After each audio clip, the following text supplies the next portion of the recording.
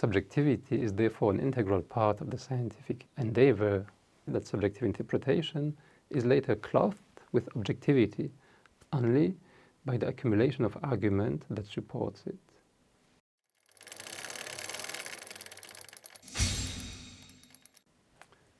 Bismillahirrahmanirrahim. Assalamu alaikum. Chapter 2, Section 1, second example, the subjective interpretation of objective results.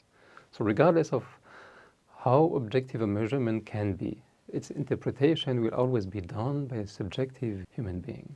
Accordingly, scientific inquiry is an intrinsically subjective endeavor.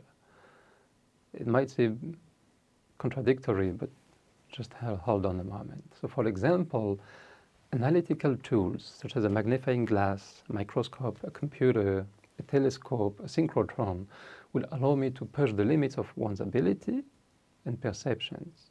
It will allow me to see further, to see more.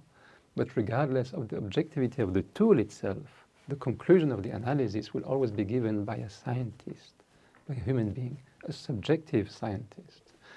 His or her interpretation will thus depend on his or her point of view, training, and belief, on expectations. It depends on what you expect to see. So for instance, the study of a molecule cannot be done with the naked eye because it's too small and it moves too fast. The molecule is instead studied via its spectrum, for example, the way it looks, which wavelength, which colors it absorbs, and which one can just go through without interacting with it. That's the spectrum.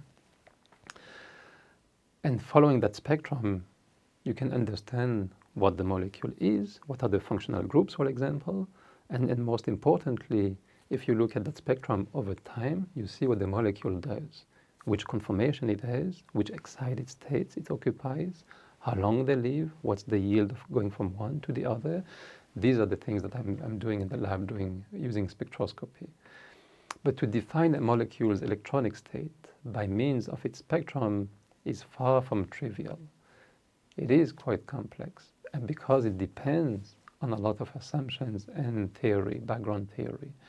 So the interpretation is often based on mathematical models. Again, it depends on what you expect to see. In other words, one's conclusions depend on what one expects to see in this molecule. If one does not understand the result, which is often the case, then you opt for a more complex theoretical model.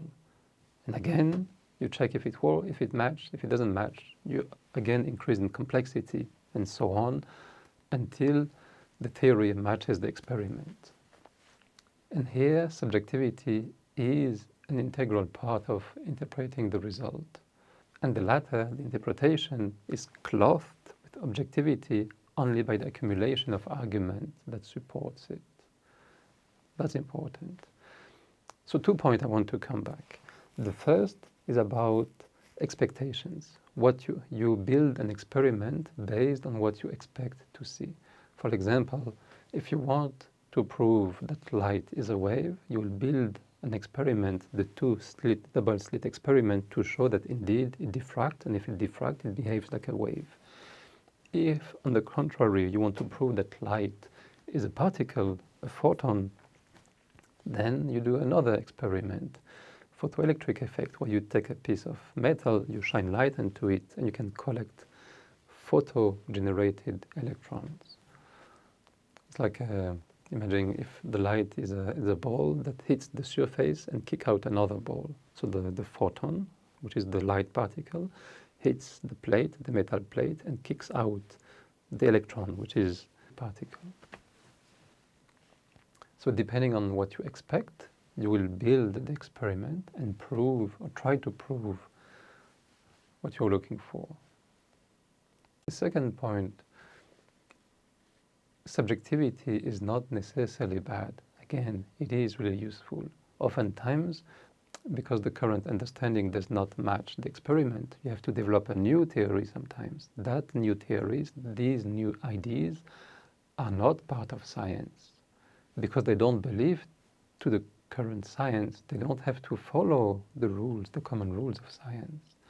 So this subjectivity allows people to build new theories, new ideas, new rules, And then you try, then you build the experiment and check if it works. So subjectivity plays an integral part in the scientific endeavor. That's important to not forget. Subjectivity is therefore an integral part of the scientific endeavor of the interpretation of the result. And the latter, that subjectivity, that subjective interpretation, is later clothed with objectivity only by the accumulation of argument that supports it. That's an important point. You can bring many subjective evidence, and together they will build an argument for objectivity. That's an important concept that will be used for religion as well.